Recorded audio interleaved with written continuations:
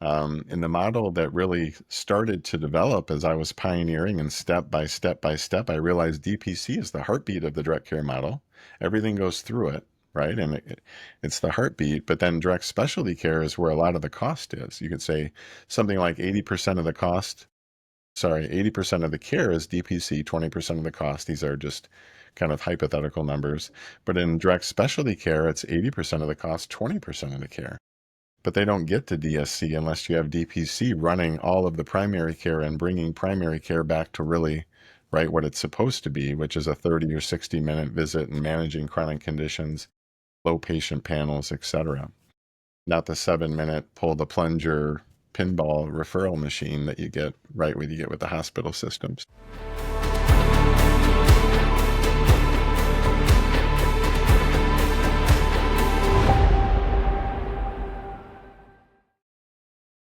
Hey, welcome to Take Charge with HELPcare. I'm your host, Aase, with my co-host, Dan Hinmon. And today I am delighted to have as our guest for the first time, Matt Ohrt. One of the things that I am kind of pained to mention is that this is one area as a Minnesotan where Wisconsin has been way ahead of us.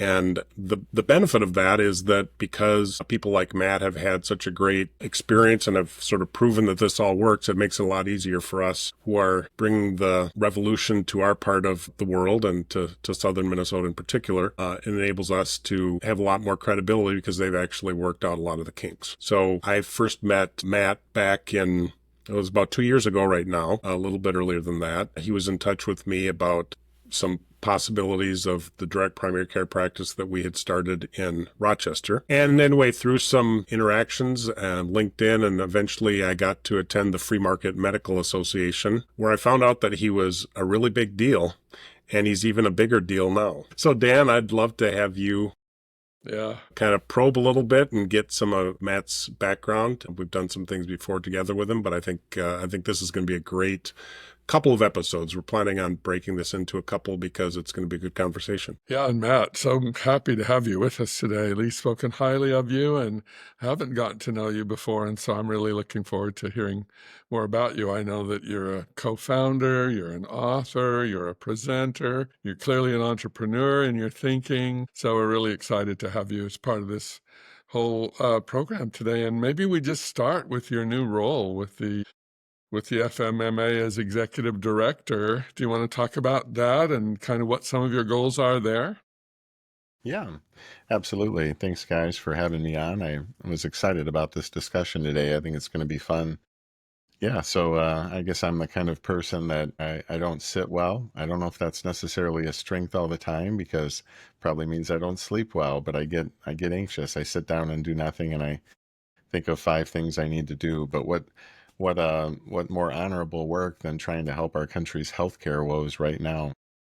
I've been working with the FMMA, I forget the year, but several years now, quite a few years, as the Wisconsin chapter leader. And then just in the last several months, they approached me and asked if I'd like to help out more on a national level. So I've kind of sort of been doing that already, just naturally, right? Working with a variety of states and a variety of chapters, and pretty excited about that one. I can't really speak much to the details in terms of the exact direction we'll go because we haven't had those conversations yet. They're coming up. But I can say, right, that we want a lot of active chapters. We want those chapters to feel rewarded and successful. And it's part of my role in that is to support them and help our country overall.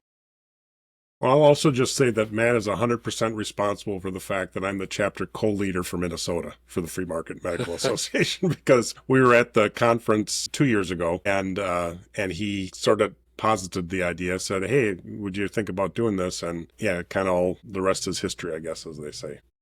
Well, and you deserve a little bit of credit there. I think it wasn't randomly. I mean, I certainly saw your background and how articulate you are, and you're a great speaker. And yeah, so thank you for all you've done. We're going to do some cool stuff together. It's going to be good. And Lee brings the passion too, right? Passion is good. Yeah, It's the passion is fuel, really the good. fuel for. So let's back up a little bit and let us know what attracted you to the whole idea of direct patient care and what your journey's been like kind of getting to this point, especially tell us a little bit about Merrill Steel and what you did there. Yeah. I would say I kind of stumbled on the notion of direct care, right? Back when I knew nothing about healthcare. And I was the VP of HR, and I can tell you that most HR folks, I've been in rooms full of 50 or 100 or more, and just asked the question. And benefits within employers is kind of a boring topic, and it always was for me too, and kind of an untouchable topic. So that was kind of the way I went for quite a few years in my almost 25-year HR career. But something happened in 2016 that changed my perspective. I was actually approached I started a role with Merrill Steel in 16, and the owners, among other things, they had just approached me and said, we've been self-funded already. So they were already self-funded, and we've been protecting our plan. In this case, they had low premiums, 160 a month and for family and 40 a month for single. But they said we've absorbed those costs for quite a few years, 100%. We haven't been passing it on, if you will.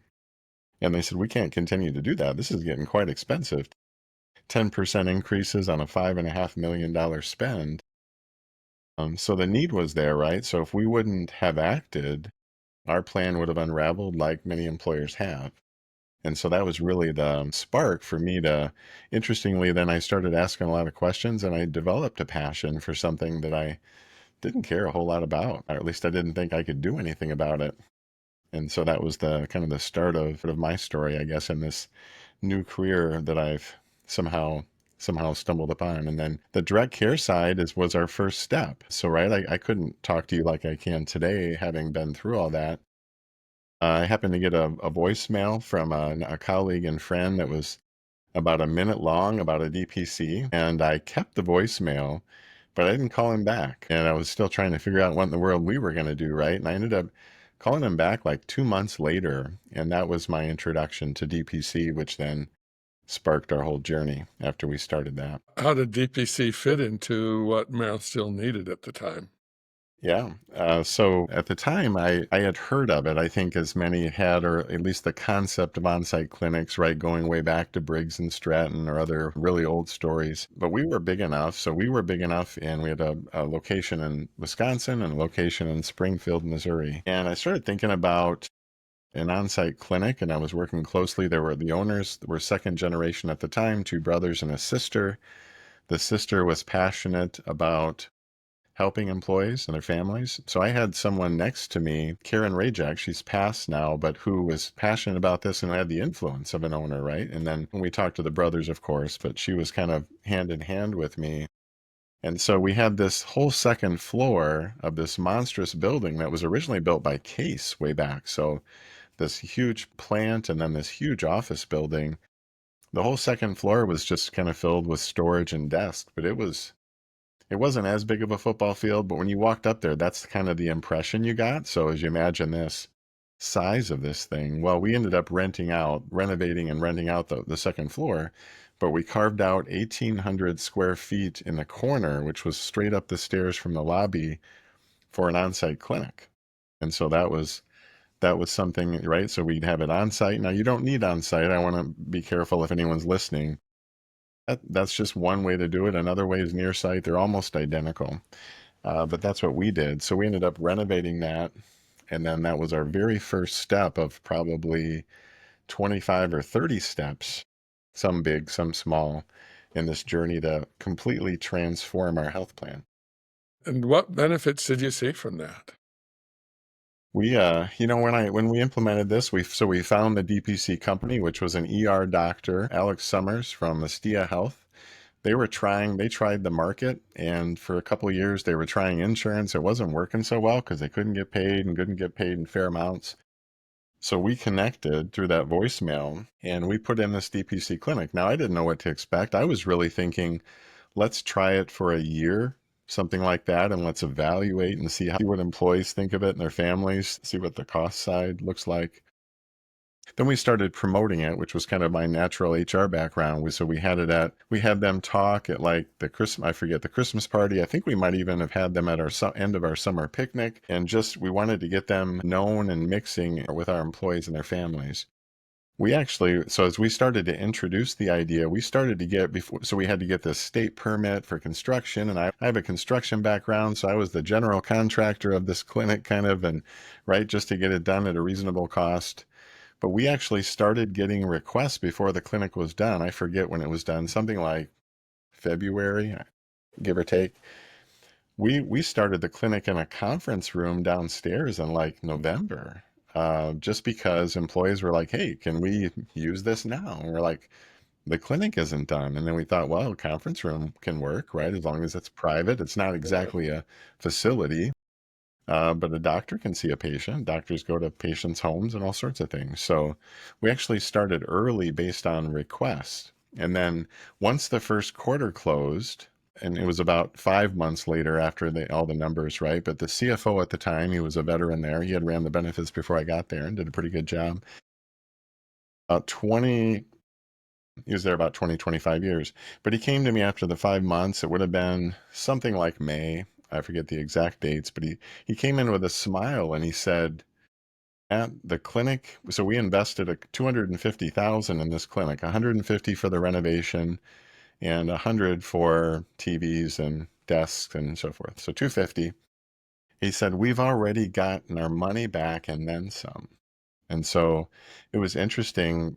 I never expected it to pay for itself that fast, right? But at that point, I still had to propose and have open discussions, but I kind of had a green light. You know how it is inside organizations? Like all it takes is one powerful person to say no to a really great idea, or at least you think it is, and everything stopped. Well, in this case, I had kind of a green light, and then every step we took thereafter had an ROI from a business perspective, but also had a win with employees and their families. So it was just like keep going, and we did. So you had the benefit of your employees really enjoying the care and then also saving lots of money in your health plan. Yeah, it wasn't a right some kind of a one-sided win. It was a win-win the whole way through. Yeah. I hope our listeners are thinking, man, we could have HELPcare do this and we wouldn't have to build it out, right? Yeah, and I always want to emphasize that because we happen to have the space, and of course, we were kind of pioneering what turned into a model, or what others have done as well. But what I formalized into a model, and it's certainly, I just want to clarify, it doesn't have to be on site. And there are advantages to on site. There are also advantages to near site as well. But both are DPC clinics, and in fact, it's much less common to be on site. It's much harder to fund the on site part. It's much easier to share that near site clinic with many employers. So that's actually the way most do it. On sites are pretty rare. Thanks for clarifying that. So tell us then about the Free Market Medical Association. How did you get involved there? Well, in around, so we did this health plan transformation at Merrill Steel. I forget the dates now. I'm getting old. They say you lose two things as you get old, right? The first one is your memory, and I can't remember the second one. No, I stole that joke from Terry Shook. But yeah, so we had started what we call the healthcare best practice group. So once word got out that we were saving millions on our health plan, somewhere around 18.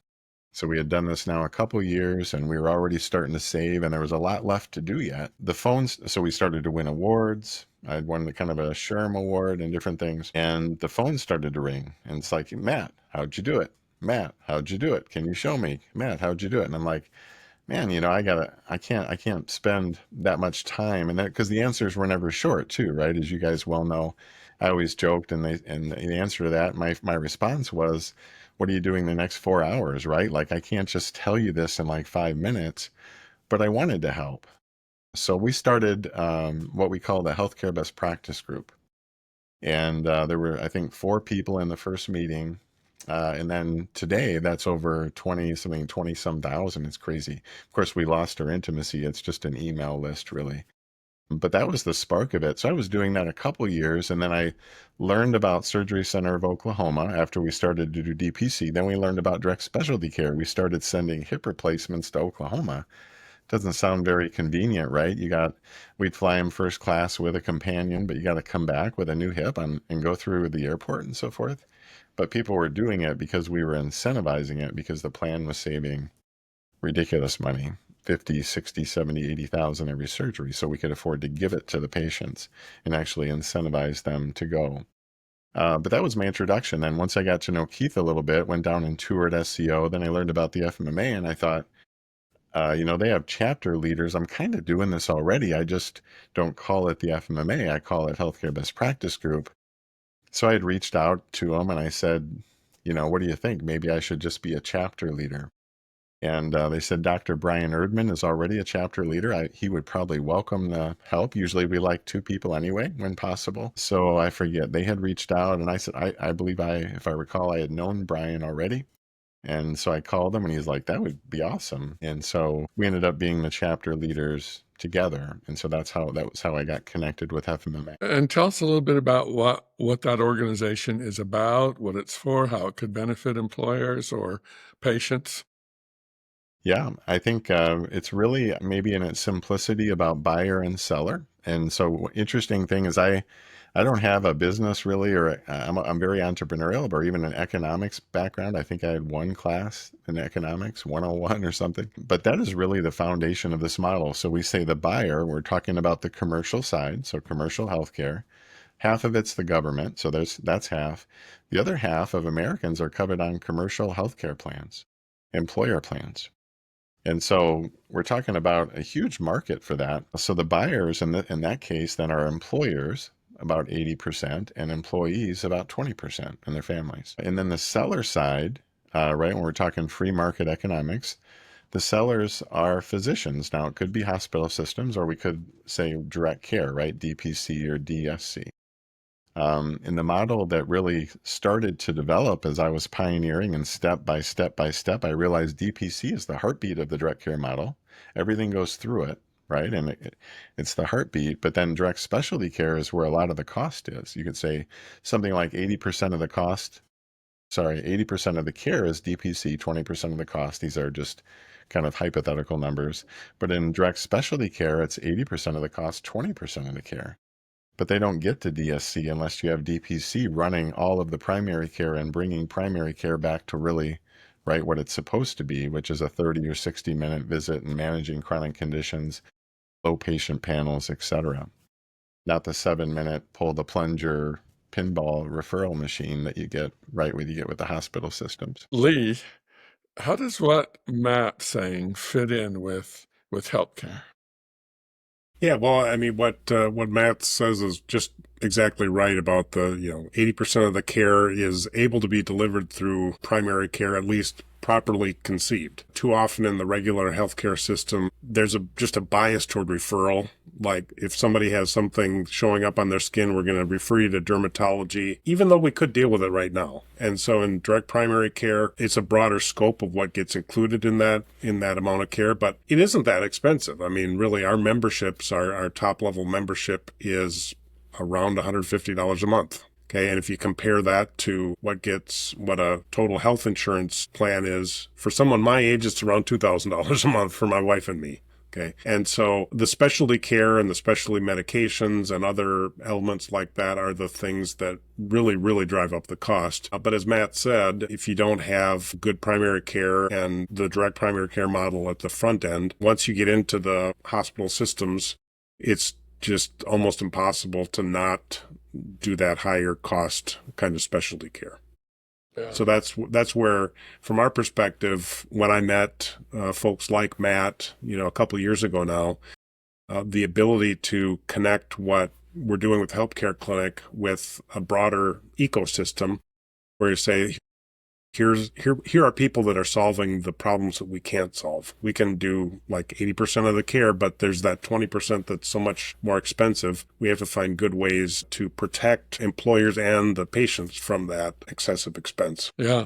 Well, and so Matt, once you got a vision of what this was all about, you've kind of been involved in what we might call really a passion at sharing this with others. So it becomes kind of a movement, right? And so you wrote a book, Don't Feed the Beast. There's a full title there. There's something about corporation too as well, right? But yeah, tell us about the book and why. I thought I might need a copy. Yeah, so the first 3 words, by the way, were from John Turinas, who wrote a recommendation on the back, but actually wrote the first book of this kind. And then this is the second book written by an employer who had a success story. But Save Your Company, Don't Feed the Beast: The Employer Healthcare Success Formula is the full title. Why'd you write the book, and what are you doing with it? It's really, they say you don't make any money off of books, which I would say is true. But it does open a thousand doors, which is something I would say is true. And it really took this kind of new journey that I found myself on, right? My former HR career is kind of a thing of the past, and I've taken this new sprout. And so I left Merrill Steel. I had met a younger man, as I'm saying that. I must be old if I'm saying that. I'm 52 now. I should stop talking like that. But a gentleman named John Barron from Madison, and so we had talked for a few months, and we said, why don't we start a company here? We got you right. This is very unique. It's proven, and so we did, and we called it Self Fund Health. And then shortly after I joined him, I've been working on this thing for like 2 years. I was down visiting in Oklahoma. They had asked me to speak at a small meeting there, not the annual conference, which I had spoken at many times. But I was just talking to Keith Smith, and I'm like, I need to finish this thing. Like, I'm tired of people showing them a picture of the cover. Like, I need to actually finish the book. And so then that was when I kind of drilled down, and probably for the next year, I started writing. I had lots of excerpts I had filed away, but I started putting all those together, and I started writing and writing and writing and writing and editing 1,000 times and rewriting and all the things that go into a book. And I didn't want to I didn't want to just throw it out there in the market, right, and say, I did a book. I really wanted it to be good. And so I was really, taking my time with it. And it's surprisingly, you think you'd publish it and be like, oh, I wish I would have talked about this or that or whatever. I don't really have anything other than there were about 3 or 4 typos missed by the person I paid to edit my book. But I'm really happy with it. And we could fix those, and I fixed a couple of them. So apologize for that. But right, look at the content. I think has helped a lot of people. I still get messages almost every day. There's over 6,000 copies out there. And it's really, having the impact that I want. My goal is to move this movement, as we joke in Wisconsin, the number 2 dairy state, number 1 cheese state. So we started saying move the movement. And so that's catchy. Now I got that in your head. Now you won't forget it. The next time you see me, you probably say that. But that was kind of the thought of, okay, 2 things have to rise, right? We have to raise the direct care, which is the sellers. And almost at the same speed, we have to raise the buyers, right? If there's extra buyers and no sellers, well, that doesn't work. And if there's a ton of sellers and no buyers, well, that doesn't work either.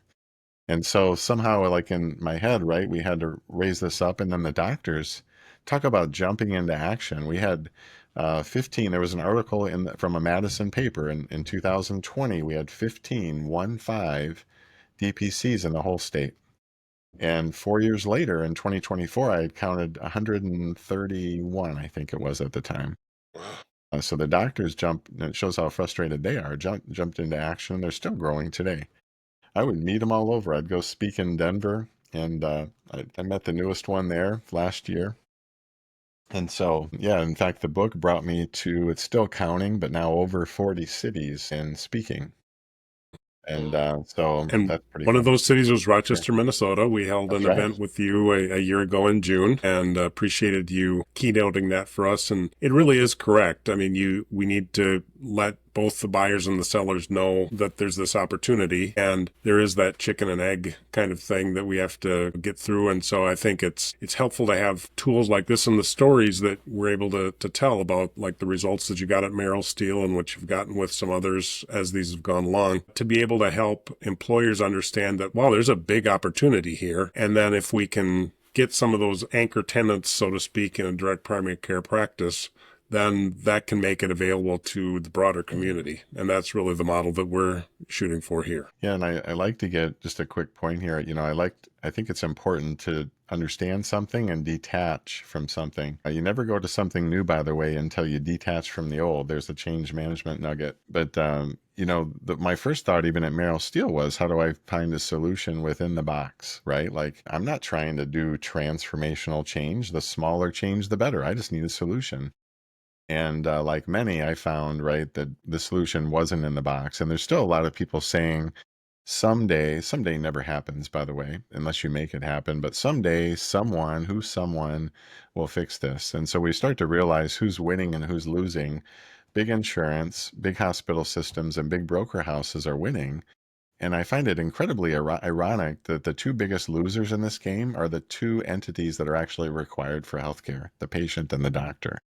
Well, how silly is that? So the others are winning, but so who's going to solve this problem? The buyer and the seller, employers and patients, and the doctors primarily going independent, going to direct care. And so that's when we started building this new system next to the current system, right? Because the current system, not only are they unwilling to change, they're actually protecting their game.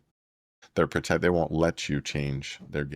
So I always like to make that point that's why we're just constructing this new system of direct care and linking them with employers, because unfortunately this current system is so big and so corrupt and so wealthy, we're not going to change it. We could spend 10 lifetimes trying to change that thing. So I'm seeing a logo on your shirt, and I knew about it, that says Rise Up Health Plan. Tell us about what you're doing with that and how that came about. And because you're not in Wisconsin anymore, right? Or are you still in Wisconsin? I still live in Okay. Wisconsin and no plans to move. I've moved around the country in my career, and my wife has said we are dying in this house, so hopefully that's not soon. But I travel. So I've been traveling the nation, but I've been going to Texas maybe once per month. And I'm still, maybe it sounds almost humorous to me, right? So I was part of Self-Fund Health, the fastest growing health plan in the Midwest, right? Like every sane person does, leaves a fast growing startup as part owner and co-founder, right? That sounds, and so, but that's what I did. And I did it really, I guess, for impact. And it's gone well, and we're just about ready to launch. But we're doing the same model, maybe the third version. I don't know what you call that in tech language. Is that 3.0 or 2.3 or something? I don't know. Maybe there's some techies that can help us with that. But this is like my third time in forming a health plan. And what especially excited me was Texas. So Wisconsin has approximately 6 million people, something like that. Texas has 30 million people, and it's about as much land mass as well to cover that. You don't really drive a lot in Texas. Everything's far apart. I mean, there's a few cities that are within a few hours, I suppose, but it's a really big state. But what's interesting is when you start looking at all the things that didn't exist. So we haven't talked about specialty care. I tell it right at Merrill Steel, we brought in this that had the MRI machine in the back. It says MRI scanner on the side. I think that might have been our second or third thing we did. Because we said, what if we could do on-site MRI? And we realized that truck drives around all the hospitals and all the hospital-owned clinics. And we said, we could pay this truck $600 for an MRI. But if you go to the hospital, that same truck just plugged in there was $5,000 or $6,000. Same truck. So I told our employees that. And so that was all we had. But we started doing that. And guess what? We can give the MRI away when we do that. Because the plan's happy to pay 100% of 600 versus 80% of 6,000. You can do the math on that, right? 70% of people are good at math, the other 40% aren't. So always remember that. So we were doing things like that, but there was no independent imaging. There was no independent infusion. There was very little independent surgery. So so we had to build all that. The doctors built all that in Wisconsin. If you go to Texas, it's pretty much there. Like we don't have to start over or start from scratch. So yeah, the concept of Texas, and as the joke is, the nation of Texas. Texas is very different in a good way. I saw the potential there. So that was kind of the next challenge and the next chance to make an impact for our country. Yeah, well, I just want to thank you for joining us in that. And also thank you for helping to start Self-Fund Health, because as you know, that's the plan that we're using with the Mower County Employee Health Plan here. And that's been a huge benefit to our community. I expect that our taxpayers in our community are going to save almost $700,000 this year because of the stop loss policy. And it's definitely helped our practice get to the place where it's profitable and able to consider growing some more too. So that's what you did there, what you helped to do there, definitely has made a huge impact in southern Minnesota. And I'd love to, in our next conversation, I want to go a little bit more into detail on how do these kind of plans work, like what makes it all the pieces fit together. And so as you're developing your health plan 3.0, I'd love to know a little bit more about how that's evolving, and then just some of the basic principles that have been tried and true. And that, so as practitioners are thinking about, hey, do I want to try doing direct specialty care? Am I interested in getting into that? Or do I want to start a direct primary care? Do I want to join in with that movement? For them to be able to hear your perspective on how it not only has worked, but is working and will work. So thanks for joining us today. Yeah, Great thank you teaser. for all you do. Great teaser for the next episode. And thank you, Matt. It's been great talking to you. Thanks for joining us. If you enjoyed this episode, be sure to leave a comment or a review, and to subscribe on Spotify, Apple Podcasts, or on YouTube. And also to share Take Charge with HELPcare with your friends and on your social media channels. At HELPcare, our passion is helping people take charge of their health and their health care, helping employers take charge of their health plan expenses, and helping physicians and other practitioners take charge of their healthcare careers. Learn more about the Healthcare Clinic difference at healthcare.health.